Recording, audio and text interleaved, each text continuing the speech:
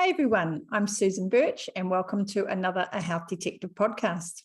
And I'm really delighted today to be introducing you to Dr. Elizabeth Bright. She's a naturopath and an osteopath, and she's the author of a book called Good Fat is Good for Women, Menopause. And I haven't finished her book yet, but I'm really enjoying reading it. And we're going to get into some of the wonderful points she makes in that book.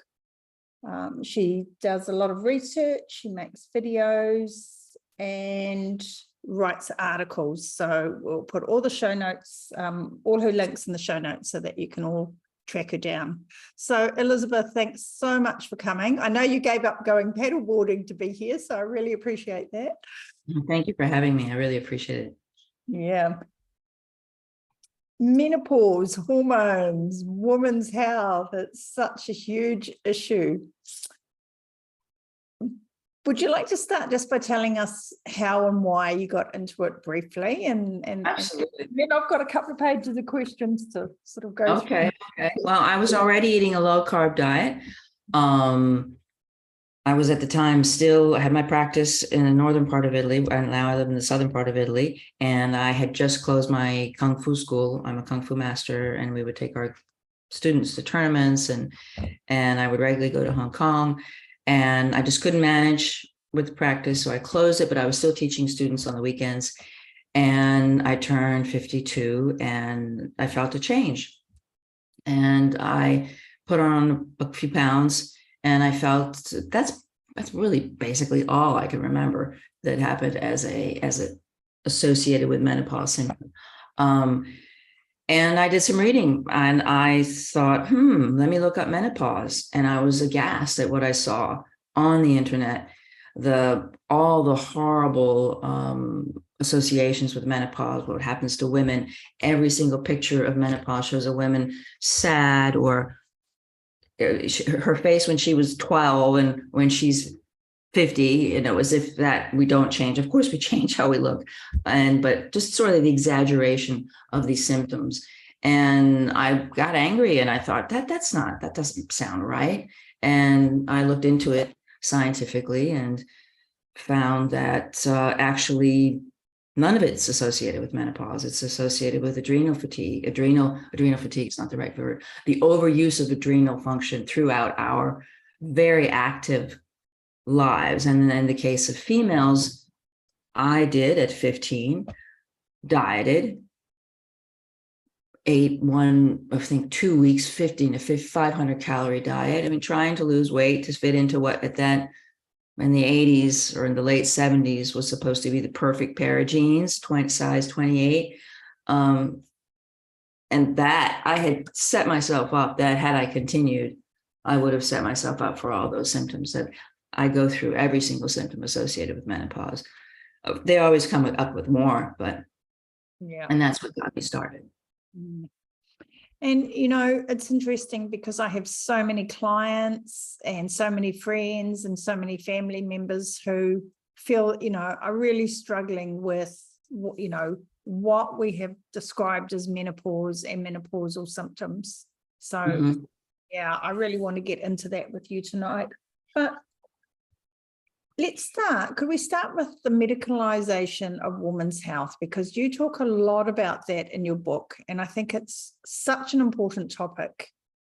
I was just saying to you before I pushed the record button, your book gives a lot of hope and it's empowering and it's such a positive message for women. So perhaps we could start there and move on. Yes. Okay. So I do go into the history of menopause, and from Hippocrates on. And women obviously were seen as vessels of production, even though society at that time, recorded society is from the agricultural, since humans invented agriculture. So unfortunately, it's already a pretty carb-laden diet. Even in, the Greeks were, the soldiers were traveling with pizza and meat put on it. So women... Any illness that a woman would have was associated with her no longer being fertile at that time as well. So there were the humors. Women apparently had the problem with women was that they had wet humors and men had dry humors. And this wetness caused women to have all kinds of issues, from insanity to irritability to, and then when they became menopausal, they supposedly became more dry, in the sense that they would be more reasonable like men, but their purpose in life was moot. So how they approached this was that the medicine really started off as surgery. I mean, we have Hippocrates talked about diet, but he also talked about plants. Chinese medicine, which I studied, is plants. Plants, we know every single piece of medicine we have today came from a plant. It has been synthesized from a plant. And these are things that we use to suppress our body's signaling of an imbalance, of a deficiency. So women, of course, were given plants in order to bleed again or continue bleeding or whatever, because they thought that there was a problem, that they were no longer bleeding. Further on in history, it didn't change. And when surgery came, when people actually survived surgery starting in the 1800s, midwives who were delivering babies, this had been for eons, for thousands of years, the practice. Males surgeons who wanted to increase their salaries, I guess, their clients. Yep. There's a family, the Peter Chamberlain family, who was actually a dentist and a barber, invented the forceps. And he would use that to, during difficult pregnancies. Only for elite families and rich people would get to use it, have somebody who'd been trained in the Peter Chamberlain technique. And women, midwives, were no longer allowed to deliver babies. And it just went on from there. Gynecology was invented because women had special needs. It's just a snowball into female dysphoria and medications for why a woman can't reach orgasm. It's horrific to me. The years, I go into great detail. Virginia Woolf had a hysterectomy because she was seeing a shrink. All the women who were put in, who had hysterectomies for this and that, because of they weren't listening to their husbands. They put in the insane asylum, or they would have this procedure. Mm-hmm. Young women as well. And then you talk about how that led into the whole pharmaceutical industry producing all these. Yes. Well, it became surgery. Many people died. Yep. So pharmaceuticals, but there was mercury and morphine, and these were considered the top medicines of the day. And then that's why osteopathy was invented, by the way, by A.T. Still, an American who was horrified. He was a trained doctor and was horrified by the medicines that he was giving his patients. So he developed osteopathy. They were trying really hard. They thought, if we can figure out how to give women hormones, because that's what they need. Of course, that's what they need, because they don't have them anymore. Supposedly, they don't have them anymore. They don't have the ovarian reserve or the progesterone and estrogen. Let's make these. Let's figure out how to make these. And they did. They used male horses. They would secrete estrogen from male horses, the urine of male horses, and then they sold it as Premarin. And then it turned out the male horses were too hard to work on. They kicked too hard, so they started using female horses who were somewhat more docile. And they used the urine of thousands of German soldiers to secrete hormones. So that's what people started taking, this secretion. And then, of course, they isolated it, and they were able to synthesize from that substance what we call today HRT, and BHRT, which is from yams, but it's the same thing. It's just a synthesis of something that we make out of eating fat. So let's define what menopause actually is, so that we're all on the same page. So I know you have a very different point of view of menopause from the traditional one. But Mhm. what's this cluster of symptoms that women experience at a certain time of life? Mhm. We're now But they don't all. No, I didn't. So I've been Right. It's I haven't had any hot flushes or right. of Right. menopausal symptoms whatsoever. So no, not all of us do, but many people feel that there are many people who feel that they are really struggling. Absolutely. And what I get more and more in my practice is vaginal dryness. People are afraid of cognitive function, um, uh, fracturing, bone fracturing, not just the hot flashes. They're weight gain, weight gain. The hot flushes, yes, they're afraid of, but they're also deathly afraid of heart attacks and Alzheimer's and the main and vaginal dryness, which is a real issue. Yeah, that loss of libido and Loss of libido, which goes with that. I go through all of them that are, if you see on a medical site, this is what's going to happen to you. I go through all those in the book. Of course, it has to be, there has to be preface that not all women go through this. And I also have to, in my article, I talk about why some women do feel better on these medications. But before saying that, what menopause is simply a cessation of a very nutritionally expensive experience, which is being pregnant and having a baby. So being pregnant and having a baby puts huge amounts of requirements on the female body. So your thyroid is working like crazy, like it was working during adolescence. It's working like crazy. The baby is built by T3 hormone and iodine. So this baby is built, the neural tube, the brain is all built by thyroid hormone, which needs zinc, iron, tons of stuff, which doesn't come in a vegan diet, which doesn't come in a carb-heavy diet. So during that time, in order to be pregnant, you need a certain amount of progesterone, you need an egg, and you need a certain amount of estrogen. But this is only necessary for being pregnant. So when our body basically evolved to say, okay, we hit the 50s, not the 30s and 40s. There is no perimenopause or premenopause. It doesn't exist. It was made up in the 80s as a further way to sell hormones. Around the 50s, your body says, not everyone, but some people can have babies later. Okay, this is going on too long. Now you're going to be a grandmother, or you're going to go study art or something else. It just says that you stop bleeding. There's not supposed to be any symptom associated with it, just as there's not supposed to be any symptom associated with menstruation. All those symptoms are also supposed to not happen. So menopause is that. It's something very simple, a physiological step in our lives that we have, and men don't. Mm-hmm.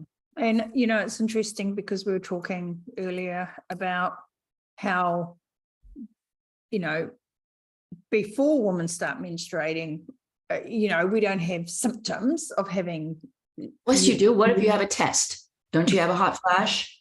Don't you have a hot flush if you're going for adolescents? Pre-teenagers don't have symptoms, even though they're not, cycling. Right. Yeah. So we were talking about that. And then all of a sudden, when you're at the other end of your life and you go back to not cycling, all of a sudden you have all these symptoms that you didn't have hopefully you didn't have as a child or as a, Yeah. It's really interesting. So, you've mentioned low carb, and you've mentioned carbohydrates in the diet. and, your book is about fat. So do you want to talk a little bit about, why that's so important, the harm that carbohydrates can do to us, and why you have such an emphasis on fat in this process? Okay, so the carbs are stimulatory. If we eat carbs to a certain amount, they become inflammatory. I stopped eating carbs at 52, and I was already low carb, but that basically took out plants. Yeah. I just took out plants and I became full carnivore at 52, and I felt a hell of a lot better. I could teach my students better, and I dropped those few pounds that I had gained. I hadn't gained a lot, but I dropped them, and but because my mother had Alzheimer's.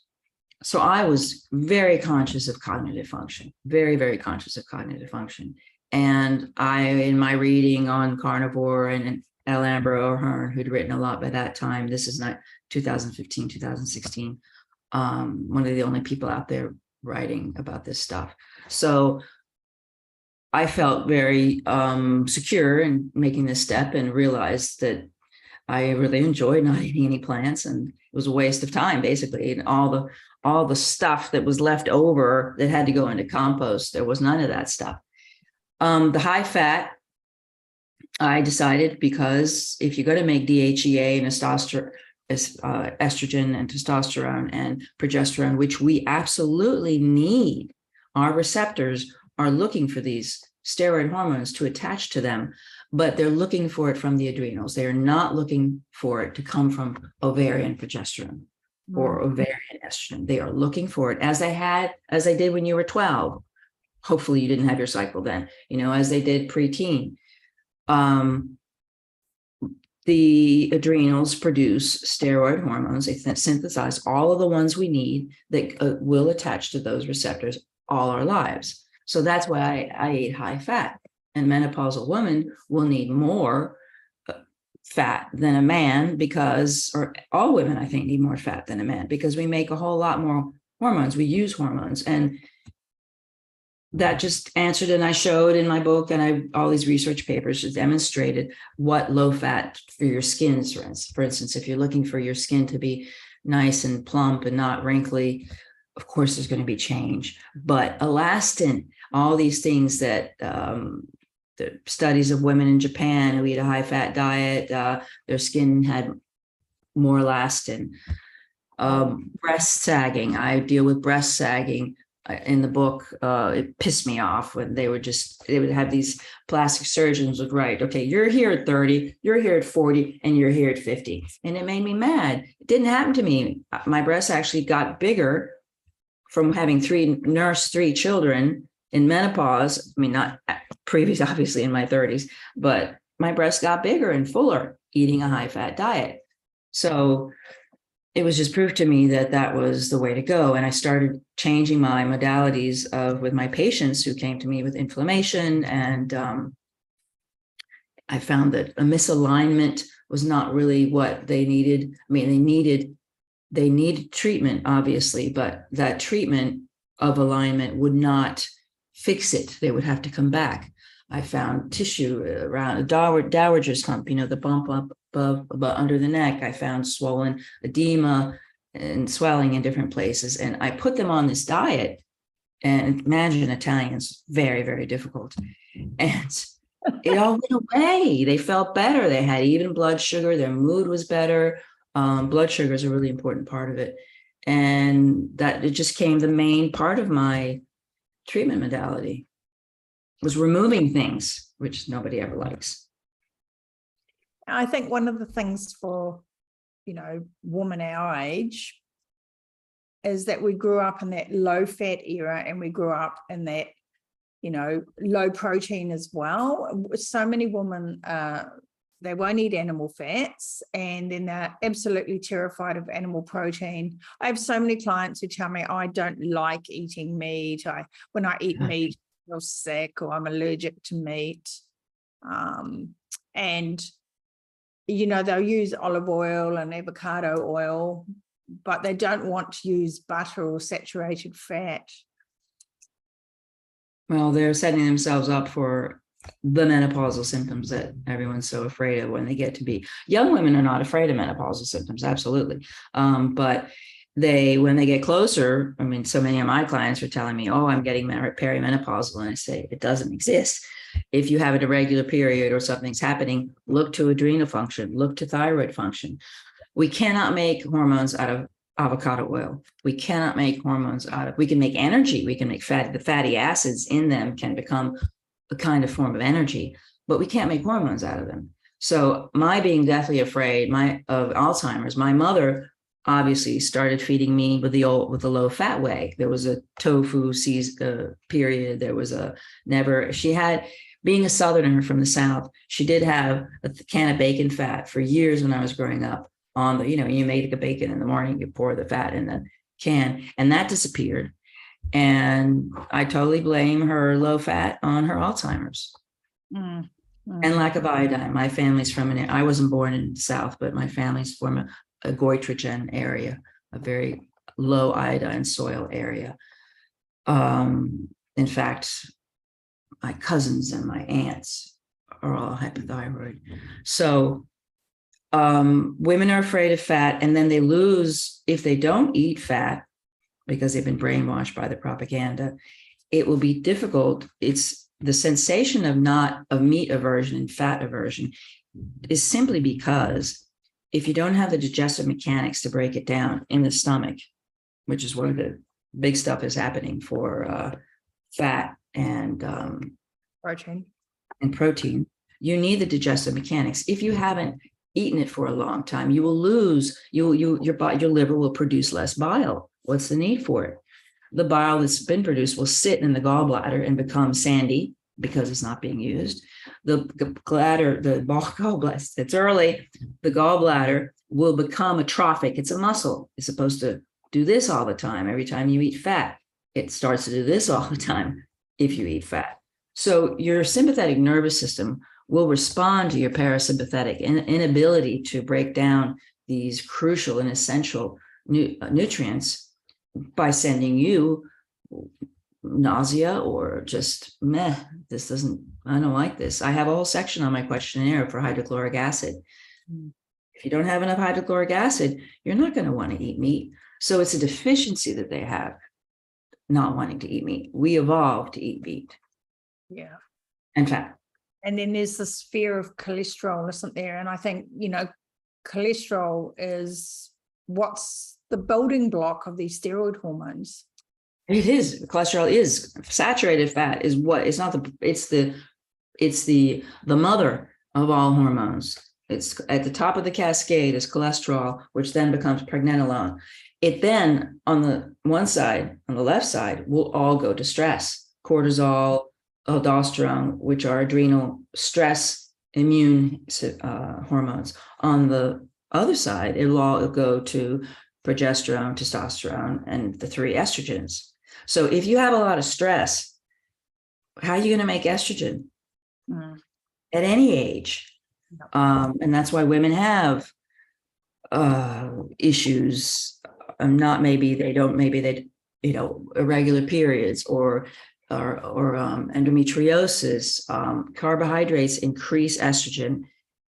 So carbohydrates, males have breasts and women have endometriosis. It increases growth. It's a growth hormone. And they saw that when they invented it in the 30s. And the biochemists tried desperately to communicate to people that these should be only used for women without ovaries, a very rare cases of women born without ovaries. And they wanted to give these hormones. They didn't understand about the adrenals yet. And they thought that these women needed exogenous hormones because they were born without ovaries. But instead, it became a whole market for all women. And they changed the language every year according to what was topical at the time, and forced women to think that they needed these synthetic hormones. Hormone replacement therapy, yeah. And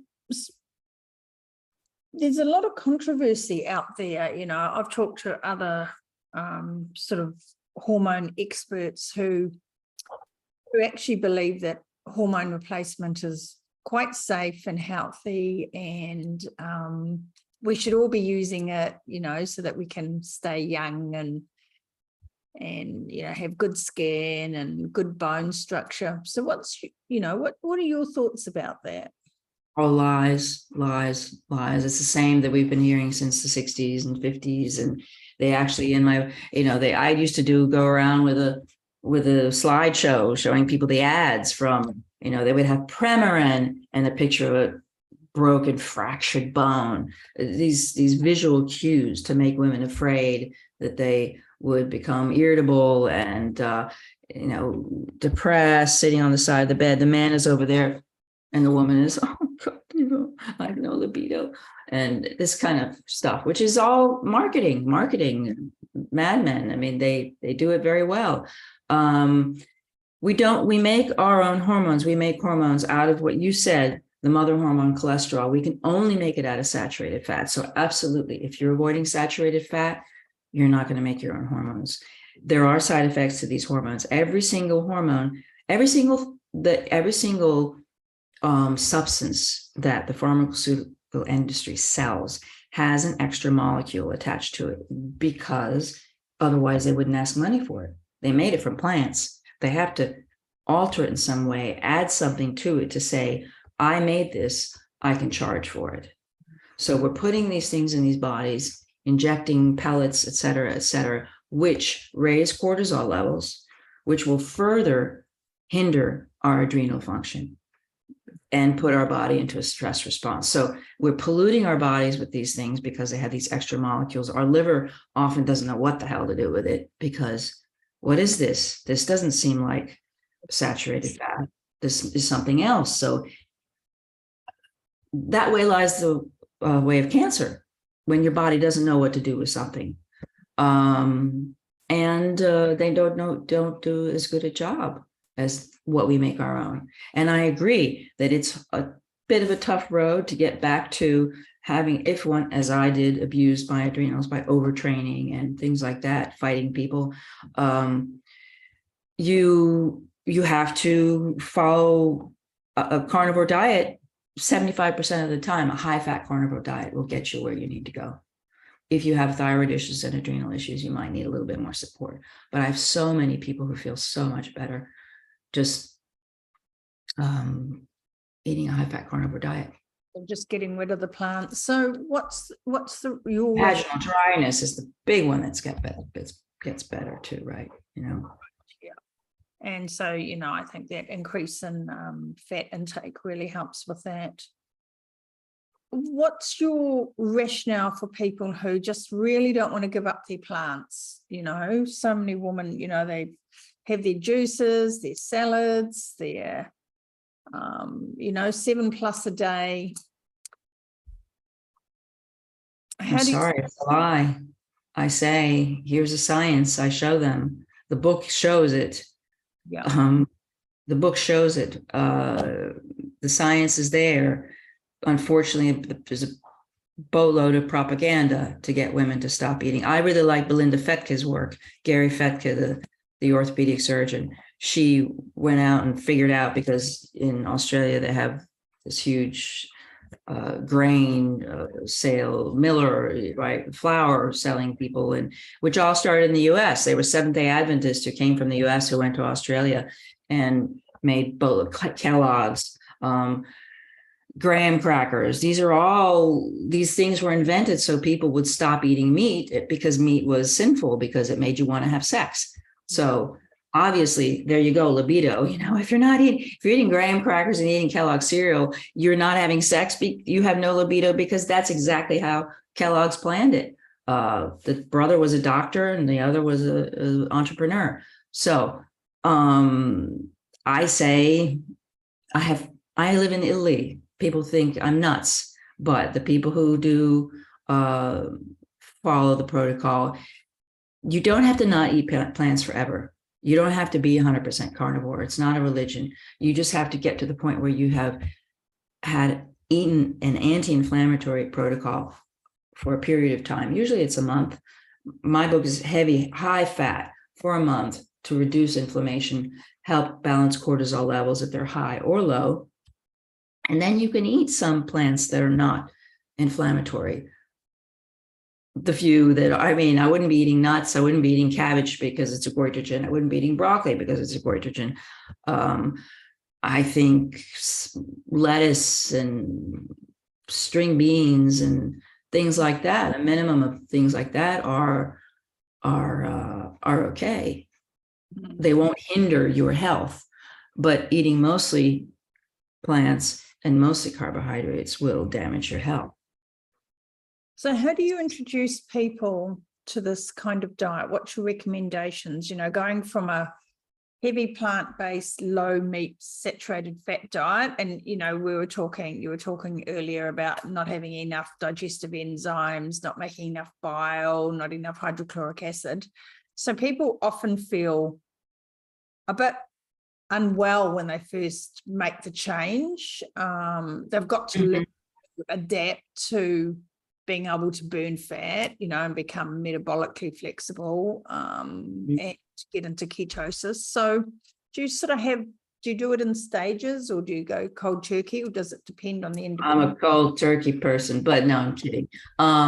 So we go into ketosis in 24 hours. You remove carbs, you're in ketosis in 24 hours. It's the problem with the adaptation phase would be your body's smart. It'll stop burning carbs. It'll switch from carbs to ketones right away. But you have to offer the ketones.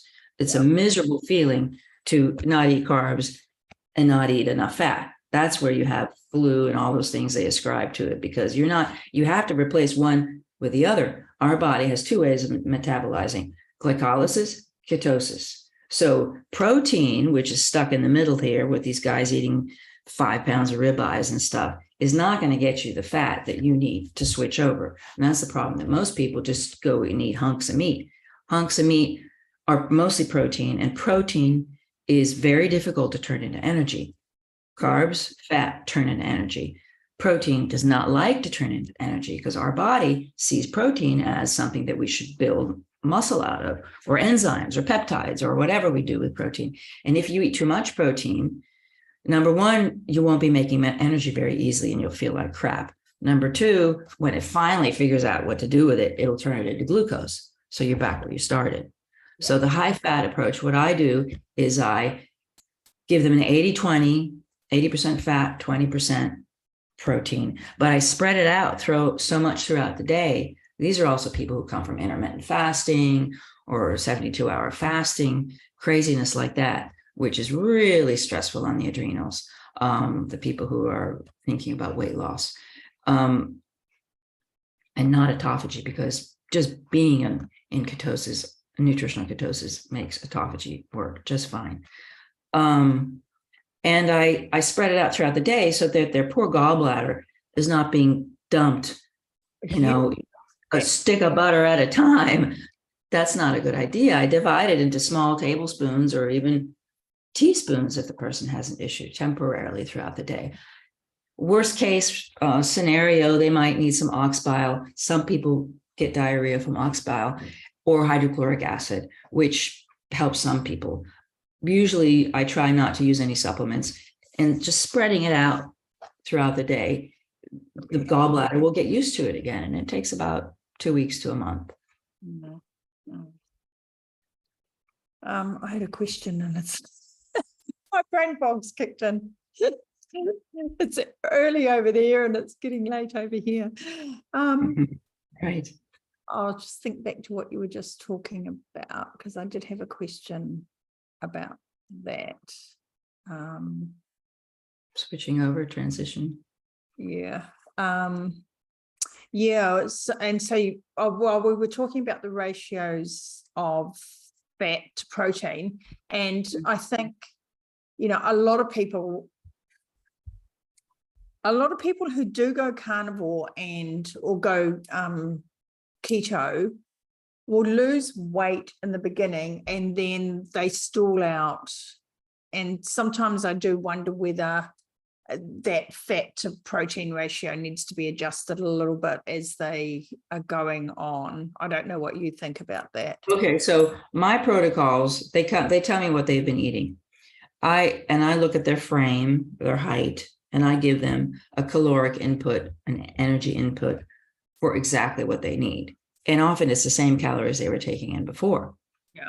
So Yeah. it's never a high, it's never like because you're eating fat, you're eating more calories. No, it's never like that.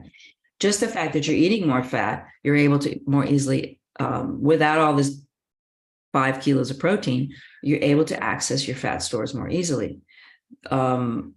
If there is a plateau beyond this, as I said, the carnivore, high-fat carnivore diet does 75%. There are people who have adrenal issues. The adrenals will hold on to fat. If your body thinks you're in a stress response, if there's inflammation, or if you're on medications, if you're on antidepressants and benzodiazepines, HRT, Adderall, God, people are on so much stuff these days. I get them all off it, but beta blockers, these substances are not real. So your body has to deal with them, and they put you in a stress state. They raise cortisol levels. Raise cortisol makes your body think you're running away from danger. What does the body need when it's in a state of danger?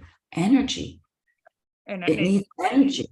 And fat around your middle is the easiest place for it to go, for it to be comfortable, that you can survive with this reserve of energy. Teaching your body not to think you're under stress is what is hard. Teaching your body to trust yourself, that you're not going to yo-yo diet, that you're not going to fast for 2 days, that you're not going to do colonic enemas and coffee enemas and very stressful things, invasive things to your body. It takes a while for the body to believe you again, for you just to be eating a diet that is nutritious, and you're not running marathons. Over exercising, it's happened to me, will make your body think you're in a stress state, and a stress state will lower thyroid function, keep fat on, no matter what you're eating. And that reminded me of what I was thinking about before when I forgot my question. It was about fasting, because, I mean, I see people like Jason Fung and, our dear Nadia Ali, and, there's a lot of people out there working with very specific populations. Specific. 300 pounds, 400 pounds, specific. Using fasting. And then, as happens right through this whole health world that we're working in, it gets taken out of context and then applied to the general public. And look, I was talking to a friend the other day. She's been struggling to get pregnant, sort of carnivore-ish. And, her husband wants her to do a 10-day dry fast. And I'd never even heard of a dry fast. I had to look it up. And I'm my God. No. That's horrible. I try and talk to people about what you were just saying about the stress on the adrenals. And, you use that word, what did you call it? Nutritional, I call it, Reserve. Yeah. So, we need more nutritional density in our diet. You had a great 2 words that you used for it. Nutritionally expensive. Being nutritionally expensive. So when I really encourage people to don't go crazy on the fasting, because that's a stress. And, people say, oh, they feel so awake and alive. Oh, yeah, they're high on cortisol. Yeah. It's like no, being high on cortisol is like you've taken speed or cocaine, literally, because your body is saying, okay, don't let her die. Don't let her die. Don't let her die. Let's make her feel good. Let's make her feel good so she can get out of the situation. It's awful, the fasting and then they come 72 hours later and they've crashed and they have boatloads of problems. The fasting thing is horrible. So we evolved to hunt for a couple of days, lie around the campfire, eat, make love, make beads, hunt a couple of days, I mean, that's what we evolved to do. And then we can make art even in those few days. It's this fasting thing is just become horribly prevalent, and along with all the gadgets that people are selling which worsen your the cold showers, the ice dips, the saunas, your body thinks it's burning, your body thinks it's fallen into the frozen river, your body thinks, nobody's taking into account that the reason why you feel good. I felt after when I would have to spar people who were bigger than me, men who were bigger than me, and boy, did my cortisol kick in. Afterwards, I felt like I could handle, take on the world. My hands were shaking, but terrible. My cortisol plummeted because it was high for so long. And like you said, it's a survival mechanism. And, if our ancestors hadn't been able to eat for a few days, that would kick in to drive them to get out of the cave and go and find some food, because you don't, right. Lie down and go to sleep and die of starvation. Right. Yeah. And then, you mentioned autophagy, which is what everybody, they go, oh, it's good for autophagy. What are your thoughts? You said just being in ketosis puts you. Just being in a carnivore, high-fat carnivore state, high-fat carnivore ketotic state, autophagy is fine. Mitochondria is being generated. Thyroid hormone actually stimulates the genesis of mitochondria.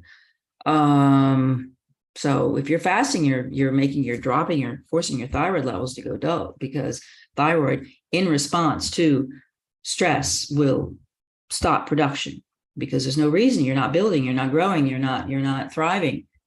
So that's pretty important. That was something I wanted to say, it slipped my mind too. So this is another reason why you like to set up regular structured eating throughout the day. Do you? Cortisol peaks in the morning between 7 and 9. Your body expects you to wake up.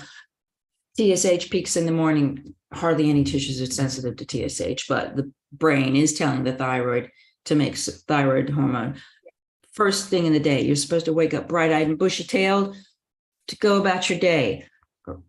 Unless the arc just goes down very gently, and at evening time, melatonin is supposed to be produced and cortisol is supposed to be at its lowest. So you got to eat in the morning. Where's that? You want your liver to dump out all that sugar? If only the liver is doing it, there'll be confusion. You need to eat that fat in the morning so that you have that. You can restore and maintain that high morning cortisol. Mm. That's why people are waking up all 3, 4, 5 in the morning, because they're having cortisol spikes and hypoglycemic crashes after. Yeah. And sometimes, I know that I do that sometimes. And I know that to get back to sleep, I have to get up and eat a piece of butter or a piece of cheese. Yay. Yes. That's it. That's what I tell all my patients. Yeah. And I'm like, okay, well, I just need to have some butter or some cheese or something, or some cream cheese or something. And then I think, oh, is it just in my head, or is there really a physiological reason for this? But absolutely a physiological reason for this. But it definitely helps, and if I wake up and I can't get back to sleep fairly quickly, well, then I know that's what I need to do, because, you sort of know if you've got a racing mind, your cortisol is up. Right. You know that you're wired and tired. So exactly. Sleep is a lot of work. There's a lot going on when we sleep. Yeah. Mm. So it takes a lot of energy to be able to sleep. So these people who stop eating at 5, they're definitely going to wake up in the night, because where's the food coming from to do all that work? So what are your thoughts about having a snack before bed? Would you have a fat snack? Oh, yes. Fat snack before bed. Always. And what would that be? Would that be some butter or some? Oh, fat with a little bit of, butter, or doesn't have, I came up with a stick of butter, pound of meat thing, because just trying to give somebody sort of a visual, very easy visual of what I was talking about. You can't talk about numbers. I get bored with numbers. So a stick of butter, pound of meat for a person who's like 5'5", 5'6". That's enough. There's some fat in your meat, and hopefully, and a stick of butter. So that will get you to an 80-20 ratio. I start trying to help them visualize the 80-20 ratio. Other than that, you can eat tallow. You can eat, hopefully you make it yourself. You can eat fat trimmings from the butcher, put those in the air fryer, because in the oven it kind of smokes, and they get nice and crunchy, and it's like eating a hush puppy. I don't know if you know what hush puppies are. And it's very satisfying. And those are the things. Butter is easy to put by the bed at night, unless you have a dog who's going to eat it for you. So there are many, it doesn't have to be butter, because there are a few people who this tiny amount of milk protein and lactose that's in butter can cause some people who are very sensitive problems. Mm-hmm.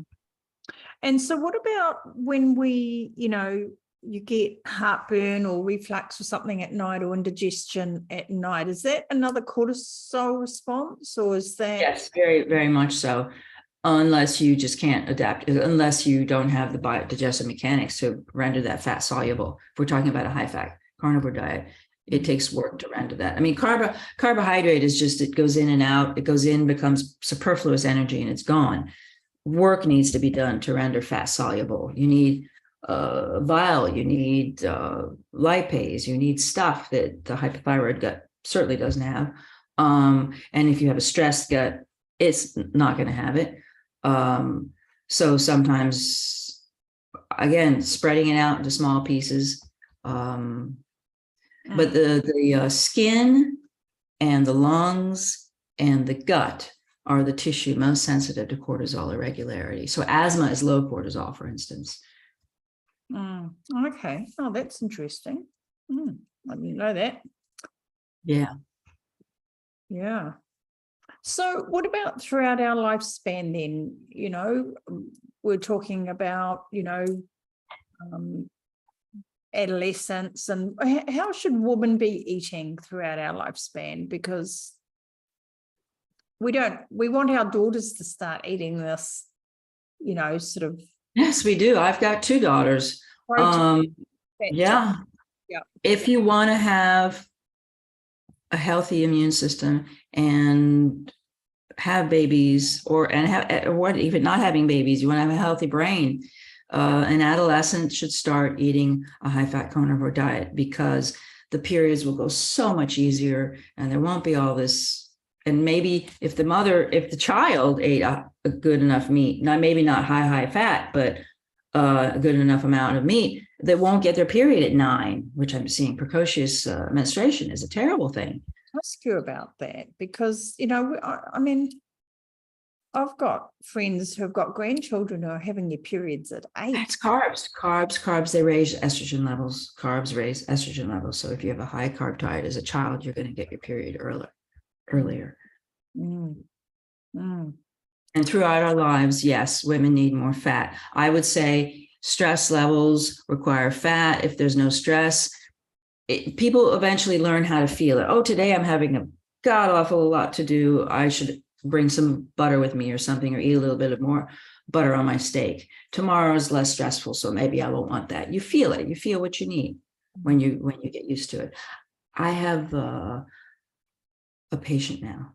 Okay. Hey, well, thank you so much. Yeah. It's been wonderful talking to you. Thank you very much. Thank you. Very, very interesting conversation. I really appreciate it. Excellent. Well, could you just tell people where they can find you? Yes, I have a website. It's called elizbright.com, and there's a contact email on that website if you want to reach me. And my videos are on YouTube. And my book is available on Amazon. So I'll put the links for all those things up so people can find you. And do you do teleconference? Do you do, Oh, yes, all online. I closed my studio. I can't touch. There are people coming down to see me from Belgium for my treatments, but I mostly don't do osteopathy anymore because of COVID. In Italy, we had to close down. And I have an Instagram channel, elizbright_body. Okay. I do a lot, but that's where I first put my videos. If anyone wanted to talk to you about thyroid, adrenals, hormones. Absolutely. My daughter's having a baby. December 17th is due. Her art show's opening that day, and the baby's supposedly due that day. Hopefully it'll come a day later, but we're going to Glasgow to visit her. My other children are all converging, and I will start work. I end the 20th, the 16th of December, and I will be back working January 7th. Oh, fantastic. Thank you so much for your time and all your wonderful knowledge. And it was really wonderful having this conversation with you. Well, thank you, Susan. Have a nice evening. Thank you. Bye.